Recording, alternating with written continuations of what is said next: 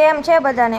I hope કે તમે બધા મજામાં છો, કેમ કે તમે મારા વિડીયો જોવો છો. તો રામ રામ ને સીતારામ ડાયરા ને બધા જાપાન ને બધે ફરવા જતા હતા. તો આપણે વિચાર્યું કે આપણે દુબઈ જતા. તો ભાઈ બિસ્તરા પોટલા ભરીને આપણે બેસી ગયા હતા પ્લેનમાં. પર પ્લેનમાં બેઠા હતા, હરખ હમાતો નહોતો એટલે વિડીયો અત્યારથી જ ચાલુ કરી દીધો હતો. ભાઈ પ્લેનની તો હું ગજબ સ્પીડ હો, બાકી ફટાફટ નાખી દીધા દુબઈના એરપોર્ટમાં.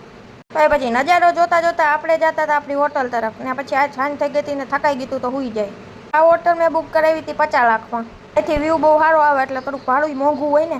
સવારમાં ભાઈ ચા ભાખરી તો મને ન મળ્યા, પણ જો આવું કંઈક મળ્યું એ ખાઈ લીધું. જે મળે એ ખાઈ લેવાનું ભાઈ, પેટ ભરવાથી કામ ને. આવી તો સીધી મમ્મીની યાદ આવી ગઈ, તો રખડવા નીકળી ગયા એટલે મમ્મી ભૂલાઈ જાય ને થોડીક વાર હતું. ભાઈ ઓમાં થોડીક મજા નહોતી આવી, મેં કીધું થોડુંક ધોવાણાવાળું ટ્રાય કરી નાખી.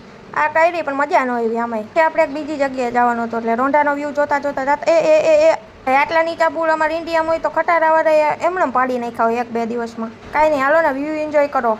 આપણે ત્યાં બહુ ગરમી થતી હતી એટલે આપણે આવી ગયા હતા પાણીમાં છપછપિયા કરવા. અહીંયા જોવા આવ્યા હતા, મને મોદીનો હાથ લાગ્યો, પછી ખબર નહીં શું હોય એમ. ખાસ આમ મજા નથી આવતી, ખબર નથી પડતી ને બહુ. તો સાંજ પડી ગઈ હતી, અમે અહીંથી નીકળતા હતા. અહીં દેખાડો થતો, મેં કીધું બાજી નથી પડ્યા ને તો છૂટા પડે એવું, કાં તો વધારે બજાય એવું. ના એવું કંઈ તો નહોતું, અહીંયા હતો તો મસ્ત નજારો, બધા એન્જોય કરતા હતા. મસ્ત મજાનો વ્યૂ જોઈને અહીંયા જો વઘારેલ ભાત જેવું કંઈક દઈ દીધું અને વીજળી થતી હતી અને વરસાદ આવતો હતો. ભાઈ મને તો બીક લાગવા માંડી, વળી પાછા મારી મમ્મી યાદ આવી ગયા. અહીં તો રાત જ નીકળી ગયા આપણે ઘર તરફ જવા. એ પ્લાન બનાવતા રહી ગયા ને આપણે ફરી આવ્યા. ચાલો કોમેન્ટમાં કહી દો કે હવે ક્યાં ફરવા જાવ.